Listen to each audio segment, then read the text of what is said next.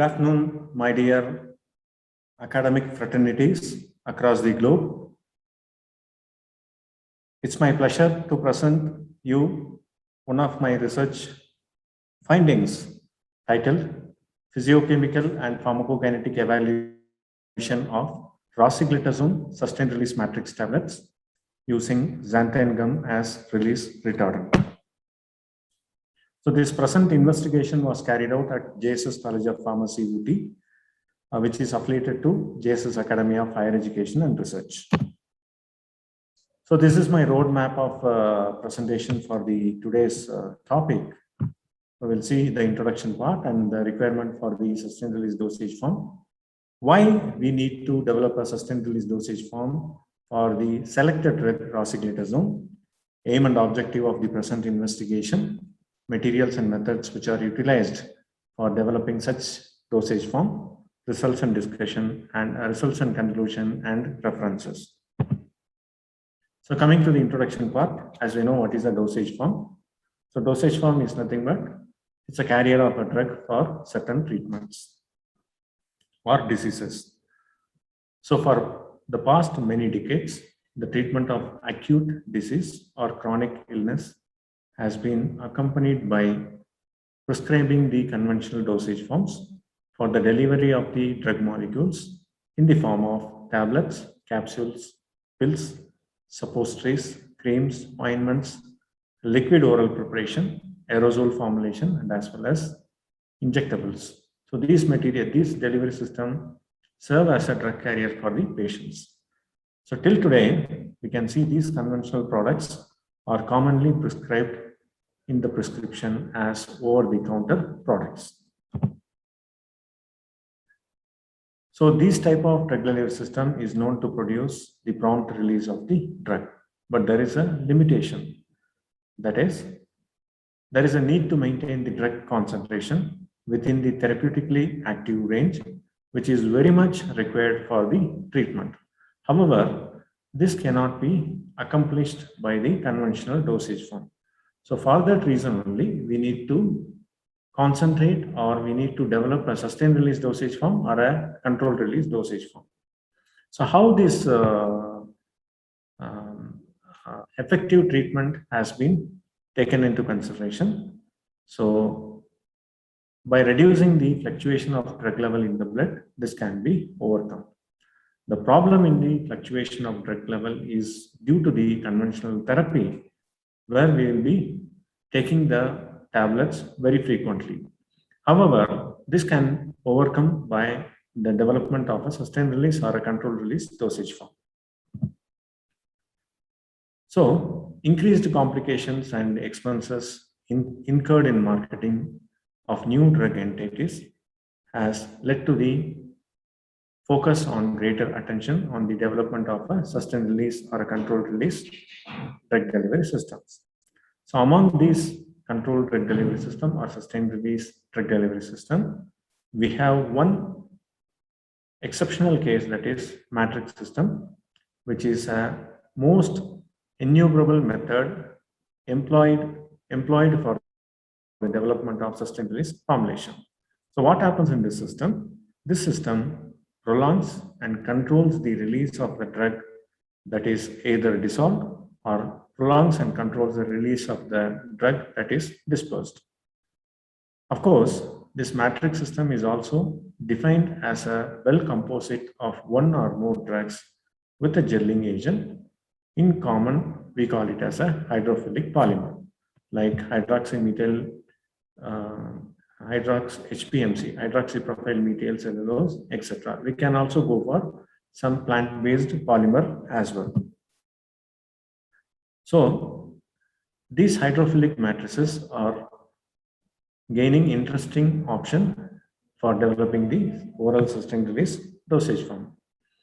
They can be used as a versatile material for the development of controlled release formulation for both water soluble and as well as the water insoluble drugs. And the release of the drugs varies with the nature of the matrix which we have used. That is, it is a complex interaction of swelling, diffusion, and erosion process. Any of these mechanism by which the drug is getting released from this matrix system. Apart from that, the release of the drugs from such matrices is also governed by their physical properties, choice of gelling agent, and the setting up condition for the fabrication process. So, this is the picture that depicts the conventional drug delivery system in contrast with the controlled release and sustained release. If you could see this picture, time versus plasma concentration. In case of the conventional system, the release is very fast, followed by the rapid elimination process. At certain time, it reaches to toxic range. So this is known as the therapeutic window, in which we have to maintain the drug release for a prolonged period of time, so as to avoid the frequency in administration. So this zero order release is nothing but controlled release dosage form. And this is the graph that depicts the sustained release dosage form. Ideally, zero order release, the release should be linear with the time. The rate of release should be linear with the time. So why we need to go for the sustained release dosage form for the rosiglitazone? This rosiglitazone is an anti-diabetic drug which is used for the treatment of diabetes. And this drug has the inherent property of rapid clearance from the body due to its shorter half-life, that is close to 4 hours. So based on these reasons, this necessitates for the development of sustained release formulation for the rosiglitazone to prolong the action and as well as to improve the patient compliance. Therefore, the aim and objective of our study was to develop a sustained release dosage form, because there is no sustained release dosage form available for rosiglitazone in India. There is no commercial product which is available for rosiglitazone. So the purpose of our present study was to investigate the in vitro and in vivo performance of a compressed matrix tablet containing the rosiglitazone prepared by direct compression method using the hydrophilic polymeric substance xanthan gum, so as to produce a sustained release dosage form containing the rosiglitazone. Apart from that, we have also studied the effect of polymer concentration on the in vitro and as well as the in vivo release rates also in our study. So these are all the materials and methods which we have used for our present investigation. So we have used rosiglitazone, that is the active pharmaceutical ingredient, and sulfadoxine, which is nothing but the internal standard. Both the chemicals were obtained from Shodhana Labs, Hyderabad, and Anjaneya Biotech, Maharashtra, respectively. Xanthan gum was obtained from Hetero Drugs, Hyderabad, India, as a gift sample. Microcrystalline cellulose, and that is Avisil pH 101, obtained as a gift sample from the Signet Corporation, Mumbai. Polyvinyl pyrrolene, PK30, was gift from Ansul Agencies, Mumbai, India. Then we procured the magnesium stearate and talc, that is Glidant and lubricant, from SD Fine Chemicals, Mumbai, and other chemicals which are used in the study are either analytical grade or HPLC grade. So this is the drug profile of rosiglitazone. The rosiglitazone has the bioavailability of 99% with a protein binding of 99.8%. The metabolism is by liver, that is CYP2C8 mediated metabolism. The elimination half-life is 3 to 4 hours. So this necessitates for the development of a sustained release dosage form. The excretion is mainly through the kidney 64% and by fecal 23%. The dose is 2 to 4 mg BID, that is 2 times a day. So this is the polymer profile of xanthan gum. So xanthan gum is a hydrophilic polymer. Why we have chosen this polymer? Due to its non-toxicity, and it has wide regulatory acceptance. And apart from that, the polysaccharides like cellulose, ethers, xanthan gum, sclerogum, locust bean gum, and guar gum are some of the examples of natural polysaccharides that have been evaluated for developing a hydrophilic matrix drug delivery system. So xanthine is a high molecular weight biosynthetic polysaccharide, which is obtained by the obtained from the microorganism that is Xanthomonas campestris by the fermentation process. The advantage of this xanthan gum is the viscosity of the gel is independent of the pH as well as ionic strength and temperature. And if you look at the xanthan gum, it is generally used in some aqueous suspension and as well as the food products as a stabilizers and as well as the thickeners. So first, to start with, before commencing our formulation, we have performed the physicochemical compatibility between the drug and excipients which are used in the study. So for which we have taken the FTIR spectra study for drug and drug excipients alone using 1:1 weight by weight physical mixture using a Perkin-Elmer FTIR. And these are all the different steps which are involved in our tablet formulation process, drug grinding process, then followed by blending, addition of adjuvant, then agglomeration, then converted into pellet, followed by the drying process, again screening for getting uniform particle size, then the addition of Clident and lubricant, then again it is blended and followed by the compression process for tablets. So development of rosiglitazone immediate release tablet. So this is done by the wet granulation method. So all the composition with the exception of the magnesium stearate and talc were mixed in a tumbling mixer for 5 minutes. And they have wetted in a mortar separately using PVP-K30 in isopropyl alcohol as a granulating fluid.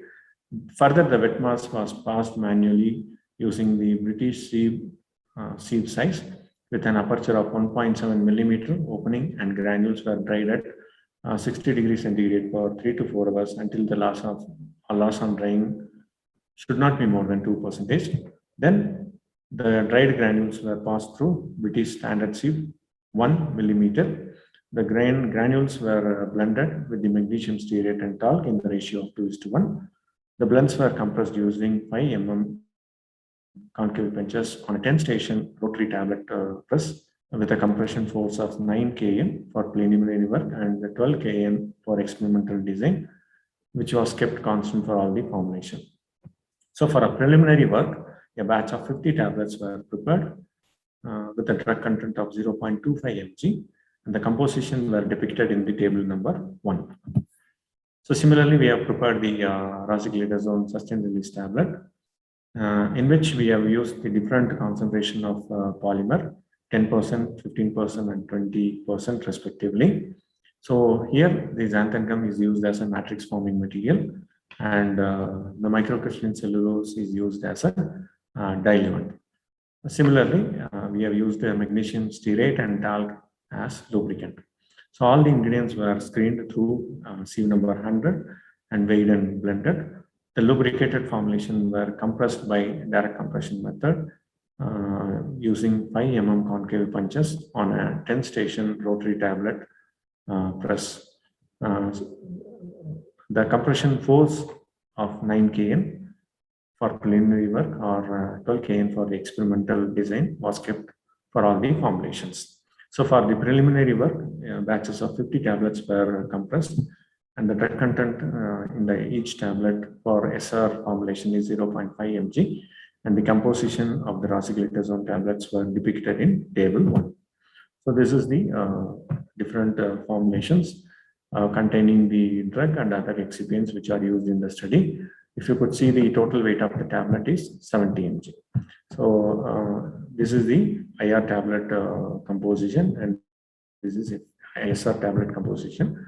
So the drug concentration for the SR tablet is fixed, but only we are varying the polymer concentration and as well as the fill level. Then we have done the evaluation of granules to understand the derived properties of the powder.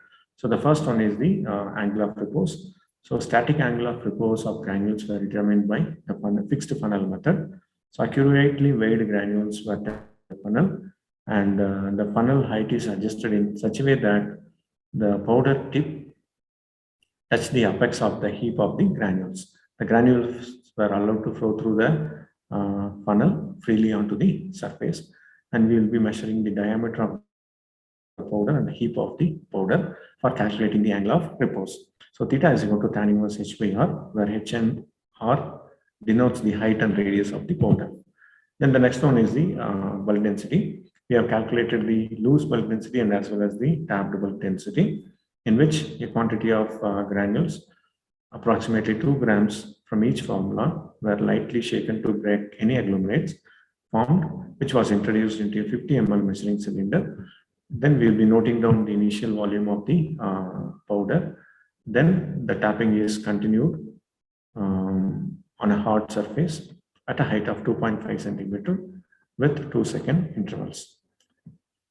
And once there is no further change in the volume, then this process is stopped and we'll be calculating the LBD and TBD, that is weight of the powder and volume of packing, and weight of the powder divided by tapped volume of packing will give the results for the LBD and TBD respectively. So next one is the compressibility index. So the compressibility index of the granules was determined by cost compressibility ratio. Cost index in percentage is equal to TBD minus LBD into 100 divided by TBD. So the next one is the harshness factor. So which is nothing but the ratio between the dF by d0, tapped density by loose bulk density, to predict the flow characteristic of the powder. Then we have gone for the evaluation of tablet. So the first one is the thickness measurement. This is done by the digital caliper using Mitutoyo, Japan.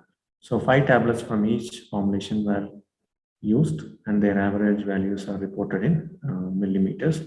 We have taken the mean as well as the standard deviation. Then weight variation test also to know the uniformity of the weight.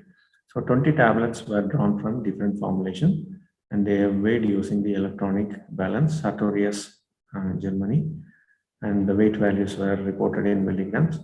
So the next quality control test is hardness test. So 6 tablets from each formulation are randomly taken and subjected for the hardness test using the hardness tester, Monsanto hardness tester, India. The hardness values were reported in kilogram. Mean and standard deviations were calculated.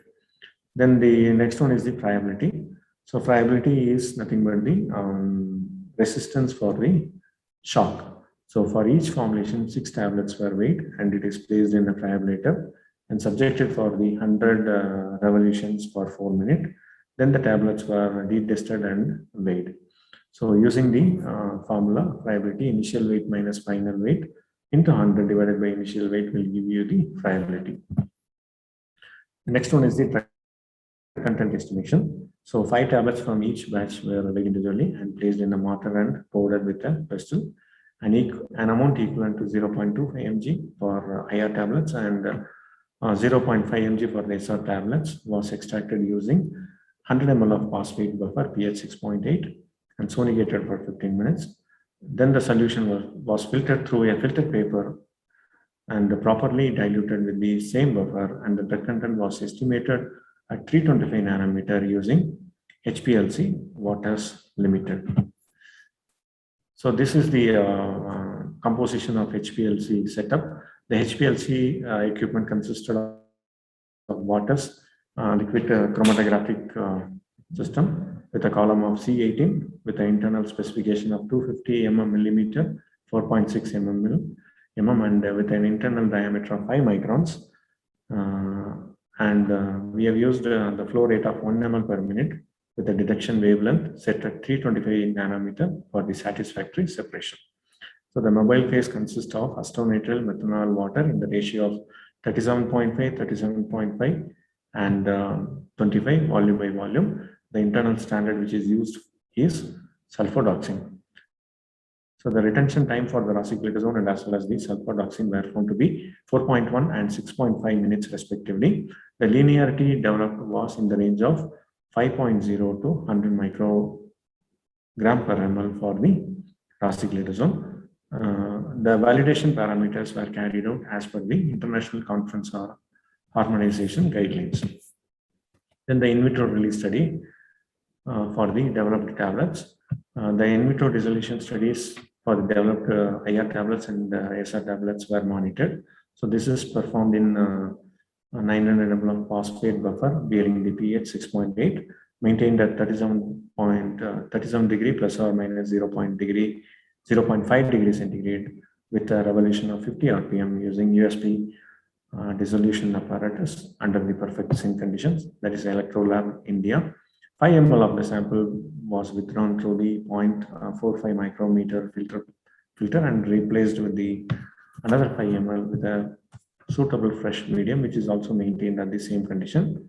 And the amount of drug which is present in the media is evaluated using the drug content estimation method.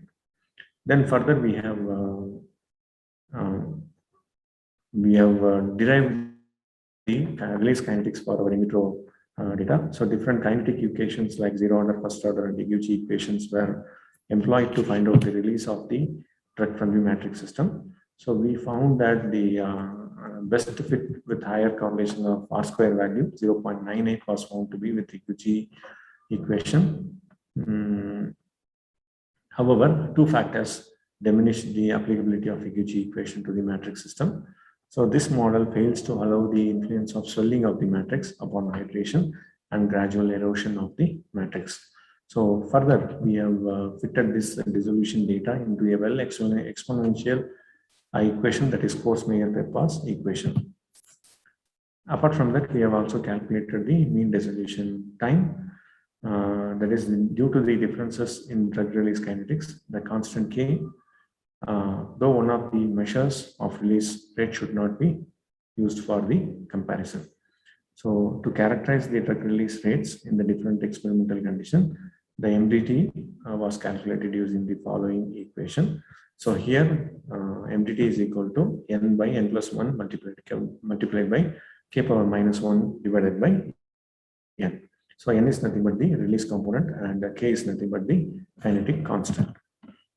Further, to investigate the in vivo potential of the developed formulation, we have carried out the bioavailability study using the rabbit as animal model. So a randomized 2 treatment, 2 period, 2 sequence, single dose crossover study, bioavailability study for the developed IR tablets and SR tablets were performed in healthy albino rabbits weighing in the range of 2 to 2.5 kg to prove the safety and efficacy of the formulation.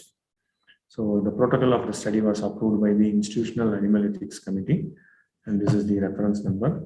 We have also developed a reproducible analytical technique for the estimation of the rosiglitazone in the plasma samples. Various pharmacokinetic parameters such as concentration maximum Cmax, time to reach maximum concentration Tmax, T of life, KEL, elimination rate constant, AUC 0 to T, AUC 0 to infinity, that is oral bioavailability using PK1 and PK2 solutions. Further, we have done the statistical analysis using the SPSS version 13. The pharmacokinetic parameters like Cmax, Tmax, half-life, elimination rate constant, and AUC 0 to T and AUC 0 to infinity of both the formulations are presented in mean plus minus standard deviation. We have also performed the one-way ANOVA analysis of variance in the statistical analysis of the determined parameters in the study. The statistical significance was defined at p-value less than 0.05. So coming to the results and discussion part. So the first one is the FTIR interpretation to find out any incompatibility between the drug and excipients. So this is the FTIR spectra of the pure drug, that is rosiglitazone. You can see in the picture. And this is the FTIR spectra of the rosiglitazone and as well as the polymer. So there is no interaction between the drug and polymer as depicted by these values. So the characteristics peak of rosiglitazone at 1703 for the ketone group C double bond O, and 1647 amino group, primary amino group and amine group were found to be appear in both drug and as well as in the polymer. So this indicates that there is no chemical reaction between the rosiglitazone and as well as the other used excipients. Then this is the composition of the tablets, which I have already discussed with you. And these are all the granules and powder characteristics of different formulations of rosiglitazone.